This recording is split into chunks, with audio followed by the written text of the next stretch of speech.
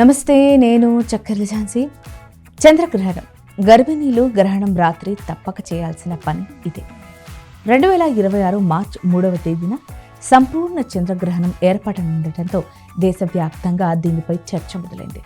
ముఖ్యంగా ఈసారి హోలీ పండుగ రోజే చంద్రగ్రహణం రావడం వల్ల భక్తుల్లో జ్యోతిష్య విశ్వాసం ఉన్నవారిలో మరింత ఆసక్తి, ఆందోళన కనిపిస్తోంది. సంపూర్ణ చంద్రగ్రహణం అంటే భూమి, సూర్యుడు, చంద్రుడు ఒకే సరళిలో వచ్చినప్పుడు భూమి నీడ పూర్తిగా చంద్రుడిని కప్పివేయడం. శాస్త్రీయంగా ఇది సహజ ఖగోళ సంఘటన మాత్రమే అయినప్పటికీ మతపరమైన విశ్వాసాల ప్రకారం దీనికి ప్రత్యేక ప్రాధాన్యతనిస్తారు. హోలీ రోజున గ్రహణం ఉండటంతో ఆ రోజున పండగ వేడుకలు జరుపుకోకూడదని కొందరు పండితులు సూచిస్తున్నారు. గ్రహణ సమయంలో ప్రతికూల శక్తుల ప్రభావం ఎక్కువగా ఉంటుందని, అందువల్ల చిన్నపిల్లల నుంచి గర్భిణీల వరకు జాగ్రత్తలు తీసుకోవాలని జ్యోతిష్య నిపుణులు చెబుతున్నారు. ప్రత్యేకంగా గర్భిణీలు మరింత అప్రమత్తంగా ఉండాలంటున్నారు. గ్రహణ సమయంలో బయటకు అంటే ఇంటి బయటకు రావద్దని, వీలైనంత వరకు విశ్రాంతిగా ఉండటం మంచిదని సూచిస్తున్నారు. కొందరు విశ్వాసం ప్రకారం గ్రహణ సమయంలో ఆహారం తీసుకోవడం మంచిది కాదని, అది అనేక సమస్యలకు కారణం కావచ్చని చెబుతున్నారు. అలాగే ఆ రోజంతా ప్రశాంతంగా, కోపం లేకుండా, శాంతి స్వభావంతో ఉండాలని కూడా సూచిస్తున్నారు. గర్భిణీ మహిళలు ఒత్తిడికి గురి కాకుండా, ఆందోళన చెందకుండా ఉండటం శారీరకంగా, మానసికంగా మంచిదే అని వైద్య నిపుణులు కూడా చెబుతారు. అయితే అది గ్రహణంతో సంబంధం లేకుండా సాధారణ ఆరోగ్య సూచన మాత్రమే. ఇంకా కొందరు పండితులు చెబుతున్న మరో విశ్వాసం ఏంటంటే, సంపూర్ణ చంద్రగ్రహణం సమయంలో గర్భిణులు తమ కడుపుపై కుంకుమ పువ్వు పూసుకోవాలని, దీనివలన పిండంపై గ్రహణ ప్రభావం పడదని వారు నమ్ముతున్నారు. ఇది పూర్తిగా మతపరమైన ఆచారం మాత్రమే, శాస్త్రీయ ఆధారాలు లేవని స్పష్టంగా చెప్పాలి. అదేవిధంగా గ్రహణ సమయంలో పదునైన వస్తువులు ఉపయోగించకూడదని, ముఖ్యంగా కూరగాయలు కట్ చేయడం, ఫ్రూట్స్ కట్ చేసి తినడం వంటి పనులు చేయవద్దని సూచిస్తున్నారు.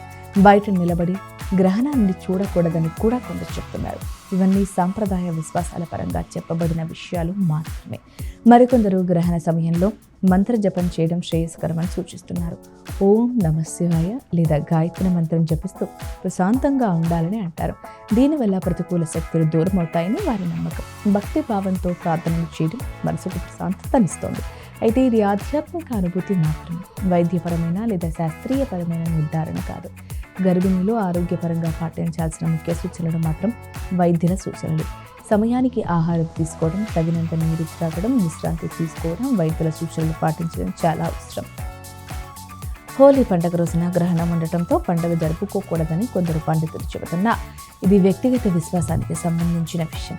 ఎవరి నమ్మకాలు వారికి ముఖ్యమైనవి. కానీ భయాందోళనకు లోనవ్వకుండా ఆరోగ్యాన్ని దృష్టిలో పెట్టుకొని నిర్ణయాలు తీసుకోవడం అవసరం.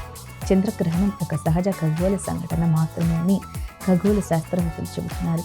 ఇది మన దైనందిన జీవితంపై ప్రత్యక్ష ప్రభావం చూపుతుందని శాస్త్రీయంగా ఎలాంటి ఆధారాలు లేవు. కాబట్టి గర్భిణీలు లేదా చిన్నపిల్లల తల్లిదండ్రులు అవసరానికి మించిన ఆందోళన చెందాల్సిన అవసరం లేదు.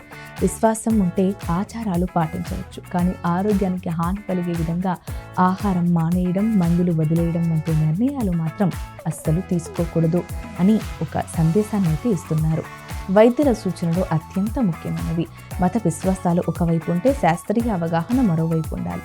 ఈ రెండు మధ్య సమతుల్యత పాటించడం ఉత్తమ మార్గం. చివరిగా ఒక ముఖ్యమైన విషయం, ఇక్కడ చెప్పబడిన అంశాలు మత విశ్వాసాలు పండితుల సూచనల ఆధారంగా మాత్రమే ఇవ్వబడినవి.